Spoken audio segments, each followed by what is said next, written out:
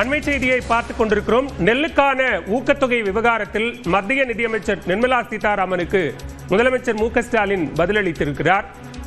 நெல்லுக்கான ஊக்கத்தொகை விவகாரத்தில் மத்திய அரசு அனுப்பிய கடிதத்தை பொதுவெளியில் வெளியிட தயாரா என முதலமைச்சர் மு.க. ஸ்டாலின் கேள்வி எழுப்பியிருந்த நிலையில் அது தொடர்பாக தற்போது முதலமைச்சர் மு.க. ஸ்டாலின் பதிலளித்திருக்கிறார். கூடுதல் விவரங்களோடு இணைகிறார் சிறப்பு செய்தியாளர் அபினேஷ். விவரங்கள்.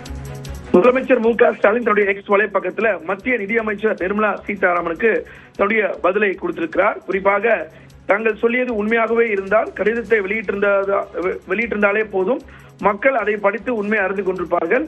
அதற்கு இவ்வளவு நீளமான பொழிப்புரை எழுதி கடிதத்தை வெளியிட்டதாலேயே தங்களுடைய குற்ற அம்பலமாகிவிட்டது என்கிற விமர்சனத்தை முதலமைச்சர் வைத்திருக்கிறார். மேலும் இந்தியாவில் உள்ள பெரும்பாலான மாநில அரசுகளும் நெல்லுக்கு ஊக்கத்தொகை தர வேண்டாம் என கோரிக்கையை ஏற்றுக்கொண்டதாகவே தாங்கள் தெரிவித்திருப்பது உண்மைக்கு புறம்பானது என்றும் முதலமைச்சர் குறிப்பிட்டிருக்கிறார்.